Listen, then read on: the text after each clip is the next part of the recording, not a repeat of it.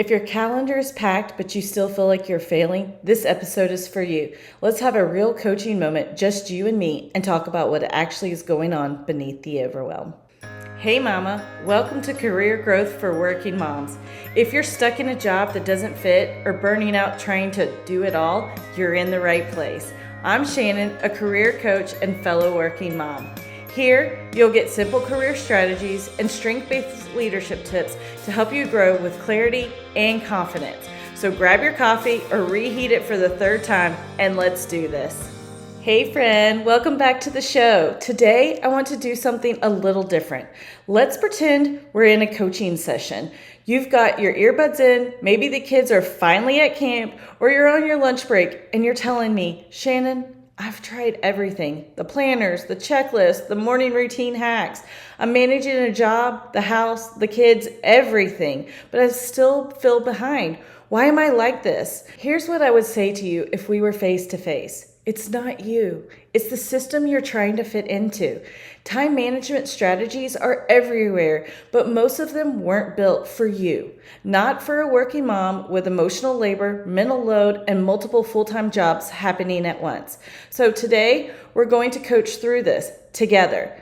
So let me ask you this and answer in your heart. Are you carrying more than what's actually written on your calendar? Because here's what I see every week with my clients. You're managing logistics, work deadlines, school drop-offs, kids' schedules. You're carrying emotions, your kid's rough day, your coworker's tension. You're processing decisions, when to transition careers, how to ask for help, what to cook for dinner tonight. That not just time management, that's mental load triage.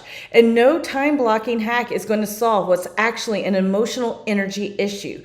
So if you feel exhausted at 10 a.m. and you haven't done anything yet, it's not because you're lazy. It's because your brain has already lived a full day. Let's name it. Now listen, I love a well-built plan. I'm not anti-tools, but here's the real talk. Time management tools fail when they're built on top of shame, perfectionism, or even people-pleasing. If your system was built because you're afraid of being seen as lazy, or because you're trying to prove your worth through performance, or because you think asking for help means you're failing, then even the prettiest planner will leave you feeling hollow. Because what you need isn't a new productivity app. You need permission. Permission to honor your rhythm. Permission to drop things that no longer align. Permission to lead your calendar, not follow it like a tyrant. Let's pause for a moment and do a quick reflection together. If you can, grab a pen or open the Notes app on your phone. I want you to list the last 3 things you said yes to at work, home, or even socially. Got them? Now ask yourself for each one.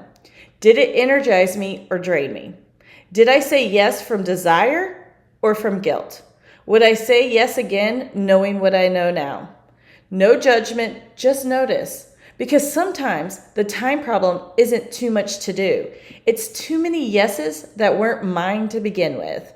Let's add a little teaching moment here because this is something I walk my private clients through all the time.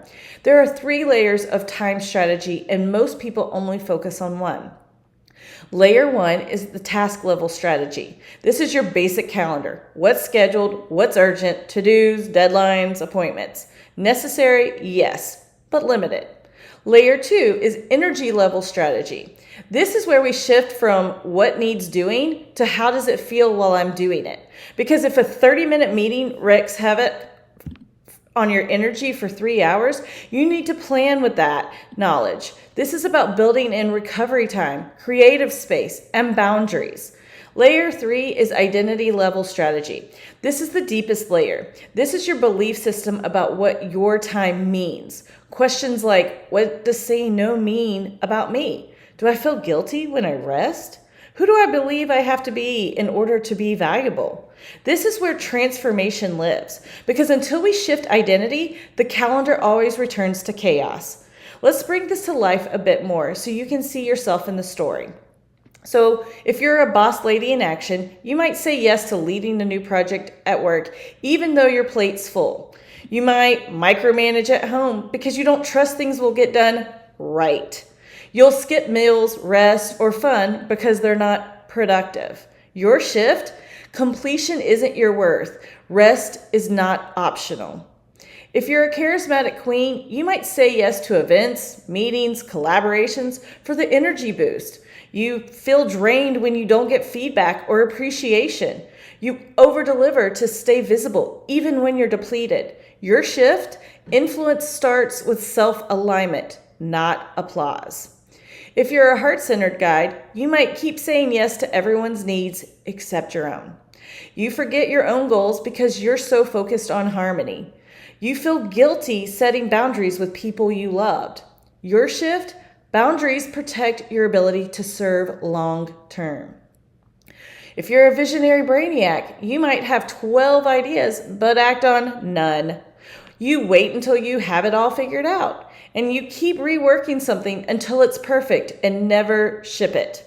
Your shift, done is better than brilliant because momentum creates clarity. So, what do you actually need? You need an energy-aware, strengths-aligned, permission-driven approach to time. Let's stop glorifying the hustle. Let's build systems that respect who you are. And let's start this week. Here's your action plan for the week. If you haven't, go take the leadership style quiz at theshannonfox.com/leadership-style if you haven't already.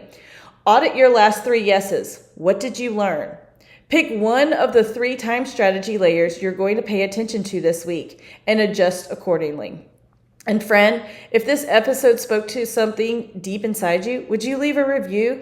It helps this show grow and helps another mama know she's not alone in the overwhelm. You don't need a better planner. You need a better approach. And you're already on your way. I'll see you soon. Hey Working Mama, I hope you enjoyed today's episode. If so, would you take 30 seconds to share it with a friend who's stuck in her career but doesn't want to sacrifice her family to grow?